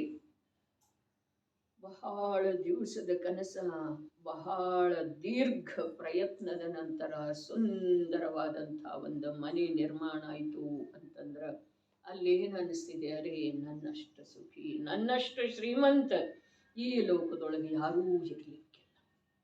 ಮತ್ತು ಒಂದಿಷ್ಟ ಇದ್ದಕ್ಕಿದ್ದ ಹಾಗೆ ರಸ್ತೆಯ ಅಪಘಾತದೊಳಗ ಒಂದು ಸ್ವಲ್ಪ ಸಿಕ್ಕೊಂಡ ಒಂದೀಟ್ ಕಾಲೋ ಕೈಯ ಮುರಿದು ಹೋಗ್ತಿದ್ದೇವೆ. ಅವಾಗ ಏನು ಅನ್ನಿಸ್ತಿದೆ, ನನ್ನಂಥ ದುಃಖಿ ಮೂರು ಲೋಕದೊಳಗೆ ಯಾರೂ ಇರಲಿಕ್ಕಿಲ್ಲ. ಯಾರೋ ಅಪಶಬ್ದ ಮಾತಾಡಿದ ನಂತರ, ಯಾರೋ ಕ್ರೋಧದಿಂದ ಕಠೋರ ವಚನ ಮಾತಾಡಿದ ನಂತರ, ಅರೆ ಏನೋ ಆದ ನಂತರ ಎಷ್ಟೆಷ್ಟು ಬಾರಿ ಎಷ್ಟೆಷ್ಟು ಪ್ರಕಾರದಿಂದ ಇವು ಭಾವ ವಿಷಯ ಮಾಡ್ಕೊಳ್ತಾನೆ ಹೇಳ್ತಾರೆ. ಎಷ್ಟೆಷ್ಟು ಪ್ರಕಾರದಿಂದ ಅದರಿಂದೆಲ್ಲ ಹೊರಗೆ ಬರುವ ಉಪಾಯ ಅವು ಒಂದೊಂದನ್ನೇ ಬಿಡಿಸ್ತಾ ಹೋಗೋದು ಅಲ್ಲ. ಆದರೆ ಅವು ಎಲ್ಲದರಿಂದ ಹೊರಗೆ ಬರುವ ಉಪಾಯ ಒಂದೇ ಒಂದು ಇದೆ. ಸ್ಥೂಲ ಇದೆ, ಮಹಾ ಸೂಕ್ಷ್ಮ ಇದೆ. ಸ್ಥೂಲ ಯಾಕ? ಬರೇ ಇಡೀ ವಿಶ್ವದಿಂದ ತನ್ನ ಜ್ಞಾತ ಸ್ವಭಾವಿ ಅರೂಪಿ ಚಿದ್ಘನ ವಸ್ತು ಭಿನ್ನ ಇದ್ದೇನೆ ಅಂತ ಹೇಳಿ ತಿಳ್ಕೊಳ್ಳೋದು, ಇದು ಸ್ಥೂಲ. ಸೂಕ್ಷ್ಮ ಯಾಕೆ? ರಾಗದಿಂದ ಕೂಡ, ಶುಭ ರಾಗದಿಂದ ಕೂಡ ತಡೆಯಲ್ಪಡದೆ ಹಾಗೇ ಒಳಗೆ ನುಸುಳಿಕೊಂಡು ಹೋಗೋದಿದೆ. ಯಾವ ಪ್ರಕಾರ? ಕಾಗವಾಡದೊಳಗೆ ಮಂದಿರದಲ್ಲಿ ನುಸುಳಿಕೊಂಡು ಹೋಗೋದಿದೆಯಲ್ಲ, ಪೊನ್ನೂರ ಮಲಯದಲ್ಲಿ ಎರಡು ಯಾವ ಗುಹೆ ಇದ್ದು ಅಲ್ಲಿ ನಿಂತಲ್ಲ ಕೂತಲ್ಲ ನುಸುಳಿಕೊಂಡನ ಹೋಗ್ಬೇಕು, ಆ ಪ್ರಕಾರದ ಗುಹೆ ಇದ್ದು. ಭದ್ರಬಾಹು ಗುಹೆ ಅಂತೂ ಎಲ್ಲರೂ ನೋಡಿದ್ದೇವೆ, ಶ್ರವಣ ಬೆಳಗೊಳದ ಚಿಕ್ಕಪಟ್ಟ ಮೇಲಿಂದ. ಹಾಗಾದ್ರೆ ನುಸುಳಿಕೊಂಡು ಹೋಗೋದು ಅದು ಯಾವುದರ ಸಲುವಾಗಿ? ಅರೆ ನಿರಂತರ ಇಲ್ಲಿ ಶಬ್ದ ಹೇಳಿದರಲ್ಲ, ಕೋಮಲ. ನುಸುಳಿಕೊಂಡು ಹೋಗೋದು, ಎದ್ದು ನಿಂತು ಹೋಗೋದಲ್ಲ, ಗುಹೆಯೊಳಗ ಕೂತು ಹೋಗೋದಲ್ಲ, ನುಸುಳಿಕೊಂಡು ಬಾಗಿ ಹೋಗೋದಿದೆ. ಕೋಮಲ ಆಗಲಿಕ್ಕೆ ಬೇಕು. ಅದೇ ಪ್ರಕಾರ ಪರಿಣಾಮ ಸ್ವಭಾವದ ಜೊತೆಗೆ ಅಭೇದ ಆಗಬೇಕಾದ್ರೆ ಕೋಮಲ ಕೋಮಲ ಅತ್ಯಂತ ಕೋಮಲ ಆಗಬೇಕು. ಕೋಮಲ ಅಂದ್ರೆ ಸೂಕ್ಷ್ಮ ಅಂದ್ರೆ ಪವಿತ್ರ ಅಂದ್ರೆ ಶುದ್ಧ ಅಂದ್ರೆ ಎಲ್ಲ ಒಂದೇ ಇದೆ ರೀ. ಅದು ಸಮೂಹದೊಳಗೆ ಕೂತು ಮಾಡ್ತಾ ಮಾಡ್ತಾ ಕೇಳ್ತಾ ಕೇಳ್ತಾ ತಿಂತಾ ತಿಂತಾ ನೋಡ್ತಾ ನೋಡ್ತಾ ಆಗುವ ಕಾರ್ಯ ಅಲ್ಲ. ಅದರ ಸಲುವಾಗಿ ಸೂಕ್ಷ್ಮ. ಸೂಕ್ಷ್ಮೋ ಭಗವದ್ ಧರ್ಮ. ಇದು ಅದರ ಸಲುವಾಗಿ ಸೂಕ್ಷ್ಮ. ಸ್ಥೂಲ ಹೇಗ? ಏನು ಕಠಿಣ ಇಲ್ಲಲ್ಲ, ಹೊರಗೆ ನೋಡೋದನ್ನ ಬಿಟ್ಟು ಬಿಡ. ಶಾಂತಿಸಾಗರ ಹತ್ರ ಯಾರೋ ಕೇಳಿದ್ರಂತ, ನೀವು ಪದೇ ಪದೇ ಮಿಥ್ಯಾತ್ವ ಸಮ್ಯಕ್ತ್ವ ಮಿಥ್ಯಾತ್ವ ಸಮ್ಯಕ್ತ್ವ ಅಂತೀರಿ, ಮಿಥ್ಯಾತ್ವ ಅಂದ್ರೆ ಏನ? ಅವನು ಅಜೈನ ಮನುಷ್ಯ ಕೇಳಿದ. ಆಗ ಅವನಿಗೇನು ಹೇಳೋದ್ರಿ? ಅವನಿಗೆ ಹೇಳಿದ್ರಂತ, ನೋಡಪ್ಪ, ಹೊರಗೆ ನೋಡೋದೇನಿದೆ ಅದು ಮಿಥ್ಯಾತ್ವ ಇದೆ, ಒಳಗೆ ನೋಡೋದೇನಿದೆ ಅದು ಸಮ್ಯಕ್ತ್ವ ಇದೆ. ಒಳಗಂದ್ರೆ ಎಲ್ಲಿ? ಒಳಗಂದ್ರೆ ಎಲ್ಲಿ? ಸ್ವಾಮೀಜಿಗೆ ಯಾರೋ ಕೇಳಿದ್ರು, ಭಗವಾನಾತ್ಮ ಭಗವಾನಾತ್ಮ ಭಗವಾನಾತ್ಮ ಅಂತೀರಿ ನೀವ, ಕಣ್ಣು ಮುಚ್ಚಿ ನೋಡಿದ್ರೆ ಕಾಣಿಸ್ತಾನಂತ ಹೇಳಿ ಹೇಳ್ತೀರಿ, ಕಣ್ಣು ಮುಚ್ಚಿದ್ರೆ ಏನು ಇಲ್ಲ, ಬರೀ ಕತ್ಲಿನ ಕಾಣಿಸ್ತಿದೆ ಅಂಥೇಳಿ ಅವರು ಬಾಲಕ ಪ್ರಶ್ನೆ ಕೇಳಿದ. ಆಗ ಅವ್ರು ಹೇಳಿದ್ರು, ಕತ್ಲಿಯನ್ನು ಯಾರು ನೋಡಿದ್ರಪ್ಪ? ಅವನೇ ಭಗವಾನ. ಆ ಕತ್ತಲೆಯನ್ನು ಯಾರು ನೋಡಿದ್ರ? ಕಣ್ಣು ಮುಚ್ಚಿದ, ಕಣ್ಣಂತೂ ನೀನು ಮುಚ್ಚಿದ್ದಲ್ಲ, ಕತ್ತಲೆಯನ್ನು ಹೇಗೆ ನೋಡಿದ್ಯ? ಯಾರು ನೋಡಿದ್ರು? ಕಣ್ಣಿನಿಂದ ನೋಡ್ಲಿಲ್ಲಲ್ಲ. ಹಾಗಾದ್ರೆ ಭಗವಾನಾತ್ಮ ಕಣ್ಣಿನಿಂದ ಕಾಣುವಂಥ ಅಲ್ಲ, ಕಣ್ಣಿನಿಂದ ನೋಡುವುದನ್ನ ಬಿಟ್ಟು ಪಟ್ಟ ನಂತರ ಕಾಣಿಸ್ತಾನ. ಕಣ್ಣಂದ್ರನ ಏನಿದೆ? ಇಂದ್ರಿಯ. ಇಂದ್ರಿಯ ಅಂದ್ರೆ ಬರೀ ಒಂದು ಕಣ್ಣಲ್ಲ, 5 ಇಂದ್ರಿಯಗಳ ಮೂಲಕ ಹೊರಗಿನ ವ್ಯಾಪಾರವನ್ನ ಬಿಟ್ಟು ಕೊಟ್ಟ ನಂತರ ನಿನಗ ಆ ಒಳಗಿನ ವಸ್ತು ಕಾಣುವುದು ಸಾಧ್ಯ ಇದೆ. ಅದಕ್ಕೆ ಇಲ್ಲೇನು ಹೇಳಿದ್ರು? ಬಹಳ ಅದ್ಭುತ ಇದೆ ರೀ ಇದ. ಕ್ರಮಪೂರ್ವಕ ಒಂದು ಶಬ್ದ ಇದೆ, ಇದನ್ನು ಮುಗಿಸಬೇಕು ಅನ್ನೋದಿದೆ. ಮಹಾವೀರ ಜಯಂತಿ ಇದೆ. 14 ಪ್ರಕಾರದ ಅಂತರಂಗ ಪರಿಗ್ರಹ ಅದಾವ. ಎಷ್ಟದವ್ರಿ? 14. ವಿಪರೀತ ಮನ್ನಣೆ ಏನಿದೆ, ಇದು ಒಂದೇ ಒಂದು ಅಂತರಂಗ ಪರಿಗ್ರಹ ಇದೆ. ತಿಳಿತೇನ್ರಿ? ವಿಪರೀತ ಮನ್ನಣೆ. ವಿಪರೀತ ಮನ್ನಣೆ ಇರುವುದರಿಂದ ಪರಪದಾರ್ಥದ ಅವಸ್ಥಾ ವಿಶೇಷವನ್ನು ನೋಡಿ, ಕ್ರೋಧ ಮಾನ ಮಾಯಾ ಲೋಭ ಹಾಸ್ಯ ರತಿ ಅರತಿ ಶೋಕ ಭಯ ಜುಗುಪ್ಸ 3 ಪ್ರಕಾರದ ವೇದ. ಯಾವುದರಿಂದ? ವಿಪರೀತ ಮನ್ನಣೆಯಿಂದ. ಅಂತರಂಗ ಪರಿಗ್ರಹ ಎಷ್ಟದವು? 14. 14 ಅನ್ನೋದೇನಿದೆ? ಇದು ವಿಸ್ತಾರ ಕಥನೆ ಇದೆ. ಅಂತರಂಗ ಪರಿಗ್ರಹ ಒಂದೇ ಇದೆ. ಏನ? ಆಂತರ್ಯದ ವಸ್ತುವನ್ನ ಮರೆತು ಹೋಗಿ ಯಾವುದು ತನ್ನ ಸ್ವರೂಪ ಅಲ್ಲವೋ, ತಾನಲ್ಲವೋ, ತನ್ನದ ಆಗೋದನ್ನು ಸಾಧ್ಯ ಇಲ್ಲವೋ ಅಂಥ ಶರೀರ ಅನ್ಯ ಪದಾರ್ಥಗಳಲ್ಲಿ ನಾನು, ನನ್ನ ಸುಖದ್ದು, ನನ್ನವು ಅನ್ನುವಂಥ ವಿಪರೀತ ಮನ್ನಣೆ ಇದೆಯಲ್ಲ, ಇದು ಒಂದೇ ಏನಿದೆ? ಅಧರ್ಮ ಇದೆ, ಪರಿಗ್ರಹ ಇದೆ, ಪಾಪ ಇದೆ, ಸಂಸಾರದ ಮೂಲ ಇದೆ. ಇದು ಒಂದನ್ನೇ ಬಿಡೋದಿದೆ, ಕ್ರಮದಿಂದ ಬಿಡೋದಿದೆ ಅಂತೆ. ಒಂದನ್ನೇ ಹೇಗೆ ಕ್ರಮದಿಂದ ಬಿಡೋದ? ಕಥೆ ಹೇಳಿತ್ತಲ್ಲ ಒಂದ್ ದಿವಸ. ಷೋಡಶ ಕಾರಣ ಮಾಡಿದ್ದಳು ಓರ್ವ ಮಹಿಳೆ. ಮೊದಲನೇ ದಿವಸ ಒಂದೇ ತುತ್ತು ತಿನ್ನೋದು. ಹೀಗೆ ವ್ರತ ತಗೊಂಡಿದ್ದಳು. ಒಂದೇ ತುತ್ತು ತಿನ್ನೋದು ಪ್ರಜ್ಞೆ. ತುತ್ತು ಎಷ್ಟು ದೊಡ್ಡದು ಮಾಡಳು ಅಂತಂದ್ರ, ಮಗನ್ನ ಕಳಿಸಿ ಮಹಾರಾಜರಿಗೆ ಕೇಳಿ ಬರು, ನಡುವು ನೀರು ಕುಡಿಯೋದೇನಿಲ್ಲ, ಒಂದು ತುತ್ತದೊಳಗೆ ನಡುವೆ ಹಾಗೆ ನೀರು ಕುಡಿಯೋದ? ಅವ್ರಿಗೆ ಪ್ರಶ್ನೆ ಬಂದ್ರೆ ನೋಡ್ಲಿಕ್ಕೆ ಅಂತ ಹೇಳಿ ಬಂದ್ರ ಹಾಕಿ ಕಾಣಿಸ್ತಾ ಇಲ್ಲ, ಅಷ್ಟ ದೊಡ್ಡದು. ಒಂದೇ ತುತ್ತ. ಅರೆ ವಿಚಾರ ಮಾಡೋದು, ಒಂದೇ ತುತ್ತಿದ್ರೂ ಕ್ರಮದಿಂದನೇ ತಿಂತೀವಲ್ಲ, ಚಿಕ್ಕದಿರ್ಲಿ, ಅದಿಷ್ಟೇ ಇರ್ಲಿ, ಮುಖದೊಳಗೆ ಗ್ರಹಣ ಆಗೋ ಅಷ್ಟ ಇದೆ ರೀ.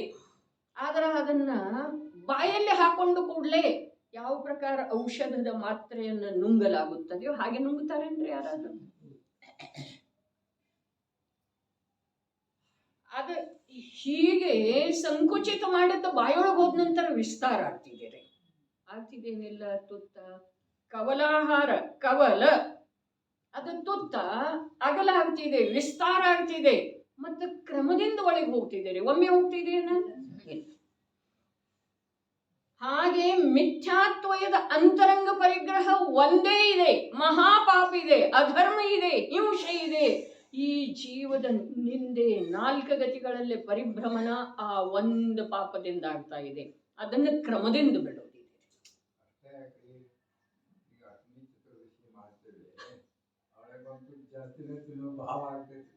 ಆಗ್ತೈತ್ರಿ, ನಿಜವಾದ ಮಾತೈತ್ರಿ. ಅಂದ್ರನ ಯಾವ ಕಾರ್ಯ ಮಾಡಿದ್ರನು ಇವನಿಗೆ ಆ ಕಾರ್ಯದ ನಿಮಿತ್ತದಿಂದ ಪಾಪ ಆಗುದ್ರಿ. ಒಂದು ತುತ್ತು ಜಾಸ್ತಿ ಏಕಾಸನ ಮಾಡಿದ್ರೆ ತಿನ್ನೋದ್ರೆ, ಏಕಾಸನ ಕೂಡ ಮಾಡಲಿಲ್ಲ ಅಂದ್ರೂ ಅಲ್ಲಿ ಪಾಪ ಆಗ್ತಿದೆ ಏನಿಲ್ರಿ. ನಾಳೆ ಅಷ್ಟಮಿ ಇದೆ, ನಾಳೆ ಉಪವಾಸ ಇದೆ, ನಾಳೆ ಉಪವಾಸ, ನಿನ್ನೆ ಉಪವಾಸ ಆಗಿದೆ, ನಿನ್ನೆ ಉಪವಾಸ ಆಗಿದೆ, ಇದೆಲ್ಲ ಏನಿದೆ ರೀ? ಪಾಪ ಇದೆ, ಪುಣ್ಯ ಇದೆ, ಧರ್ಮ ಇದೆ ರೀ. ಎಲ್ಲಾ ಕ್ರಿಯೆ ರೀ ಅಣ್ಣ, ಎಲ್ಲಾ ಕ್ರಿಯೆ, ಪ್ರತಿಯೊಂದು ಕ್ರಿಯೆ ಅದರಲ್ಲಿ ಯಾವ ಪ್ರಕಾರದ ಮೀನಮೇಷ ಇಲ್ಲ ಅಂಥೇಳಿನ. ಧರ್ಮದ ಸಲುವಾಗಿ ಎಲ್ಲಕ್ಕಿಂತ ಮೊದಲು ಏನು ಮಾಡೋದ?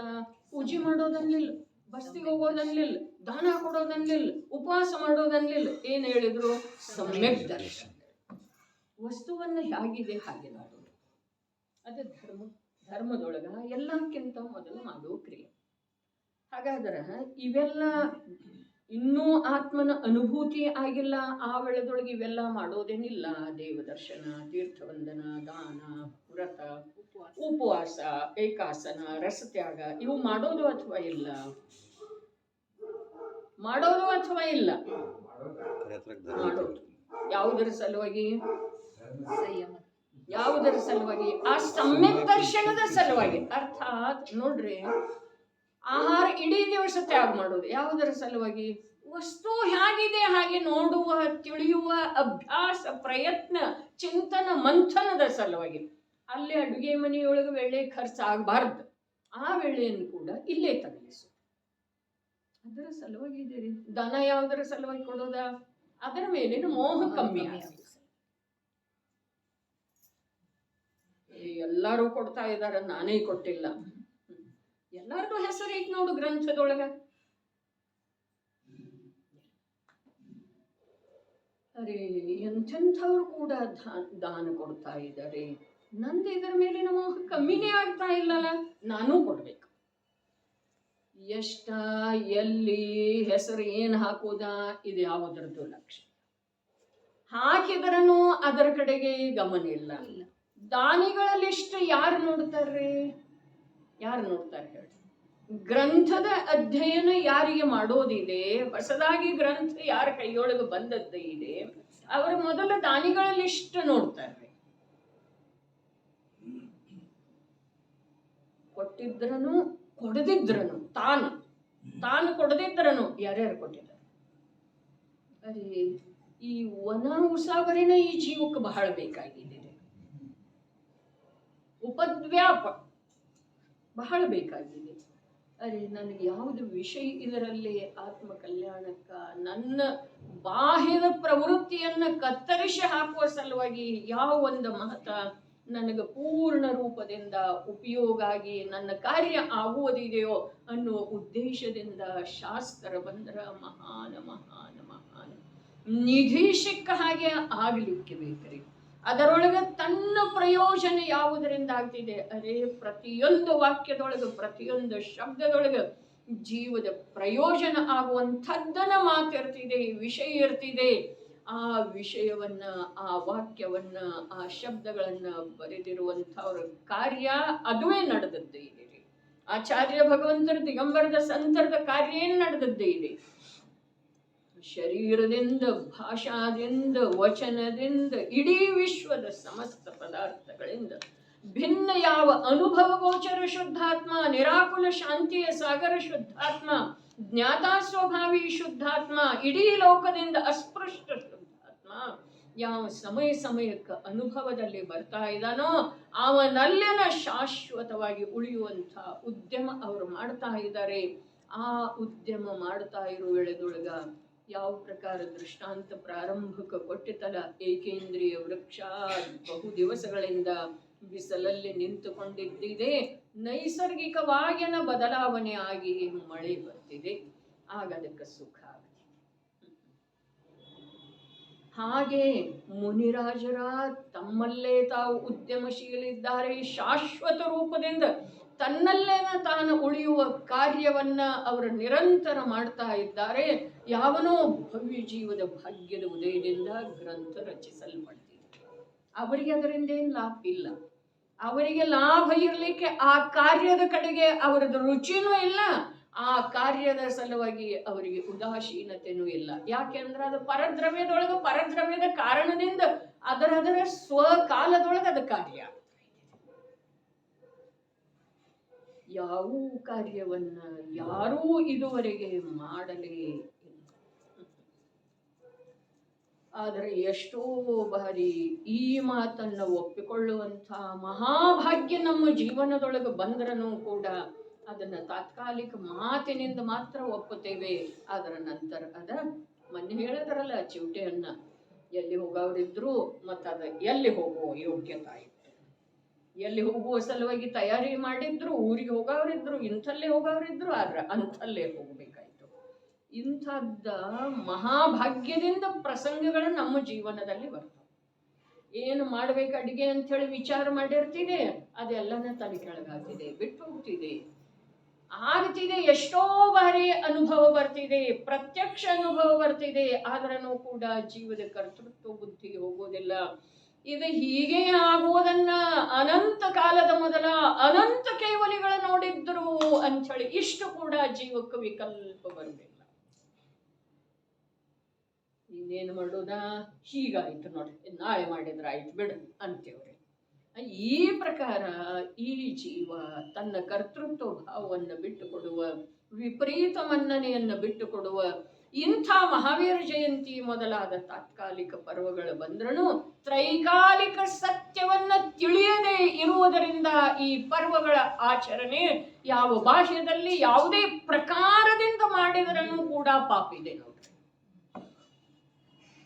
ತ್ರೈಕಾಲಿಕ ಸತ್ಯವನ್ನ ತಿಳ್ಕೊಳ್ಳುವ ಒಂದೇ ಒಂದು ವಿಷಯ ಲಕ್ಷ್ಯದೊಳಗೂ ಕೂಡ ಬರಲಿಲ್ಲ ಅಂತಂದ್ರ ಇವು ಮಾಡುವಂಥ ಸಂಪೂರ್ಣ ಅಲ್ಲೇ ಏನು ಕಾರ್ಯ ಇದೆ ಅದ ಪಾಪದ ಕಾರಣ ಆಗ್ತಿದೆ. ಸಮಕಿತವಿಲ್ಲದೆ ನಿನ್ನಯ ವ್ರತವು ಜಪ ತಪವೆಲ್ಲವೂ ನಿಷ್ಫಲವಿಹವು ಸಂಸಾರ ವೃದ್ಧಿ ಕವಿ. ದೃಷ್ಟಿಯೊಳಗೆ ಯಥಾರ್ಥತೆ ಇಲ್ಲದಿದ್ರೆ ನಿನ್ನ ಜಪ ತಪ ವ್ರತ ಪೂಜೆ ವೈಭವ ಬಾರಿಸೋದ ಕುಣಿಯೋದ ಏನದ ಚಾಮರ ತಗೊಂಡು ಕುಣಿಯೋದ ಎಲ್ಲವೂ ಏನಿದೆ ನಿಷ್ಫಲ ಇದೆಪ್ಪ, ನಿಷ್ಫಲ ಇದೆ. ನಿಷ್ಫಲದಾಗ ಪುಣ್ಯ ಆಗೋದಿಲ್ಲೇನ? ಅರೆ ಪುಣ್ಯ ಸಂಸಾರದ ಪೋಷಕ ಇದೆಪ್ಪ. ಪುಣ್ಯ ಏನು ಮಾಡ್ತಿದ್ದೀರಿ? ಸಂಸಾರವನ್ನ ಪುಷ್ಟ ಮಾಡ್ತಿದೆಯೋ ಅಥವಾ ಮೋಕ್ಷ ಮಾರ್ಗದ ಕಡೆ ತಗೊಂಡು ಹೋಗ್ತಿದೆ? ಮಹಾವೀರ ಯಾಕೆ ಹೇಳಿತು? ಯಾವ ಪುಣ್ಯ ಪರಿಣಾಮದೊಳಗೆ ಶುಭ ಪರಿಣಾಮದೊಳಗೆ ಯಾವ ಮಹಾವೀರನೊಳಗೆ ಯಾವ ಋಷಭನೊಳಗೆ ಯಾವ ಸೀಮಂಧರನೊಳಗೆ ನನ್ನನ್ನ ಮೋಕ್ಷ ಮಾರ್ಗದೊಳಗೆ ತೆಗೆದುಕೊಂಡು ಹೋಗುವ ಸಾಮರ್ಥ್ಯ ಇಲ್ಲ. ನನ್ನನ್ನ ಮೋಕ್ಷ ಮಾರ್ಗ ತೆಗೆದುಕೊಂಡು ಹೋಗುವ ಸಾಮರ್ಥ್ಯ ಬಸ್ ನನ್ನ ನಿಜಾತ್ಮನಲ್ಲಿ. ಅದಕ್ಕೆ ನಾನು ಮಹಾವೀರ. ಅವನ ಜನ್ಮ ಆಗಬೇಕು, ಪರ್ಯಾಯದೊಳಗೆ ಅವನ ಅನುಭೂತಿ ಆಗಬೇಕು, ಅವನ ಪ್ರಕಟತೆ ಆಗಬೇಕು. ಆ ಅನುಭೂತಿ ಅವನ ಪ್ರಕಟತೆಯ ಮೂಲಕ ಈ ಜೀವನ ಸಾರಿ ಅನಂತ ಕಾಲದವರೆಗೆ ಧನ್ಯ ಆಗಬೇಕು. ಆವಾಗ ನಾವು ಮಹಾವೀರರ ಜಯಂತಿಯನ್ನ ಆಚರಣೆ ಮಾಡಿದೆವು ಅಂಥೇಳಿ ನಮ್ಮಷ್ಟಕ್ಕೆ ನಾವು ಸಂತೋಷ ಪಡಬಹುದಾಗಿದೆ. ಯಾವ ಕಾರಣದಿಂದಾಯಿತು? ಮಹಾವೀರ ಜಯಂತಿ ಅನ್ನುವಂಥ ತಾತ್ಕಾಲಿಕ ಪರ್ವದ ನಿಮಿತ್ತದಿಂದ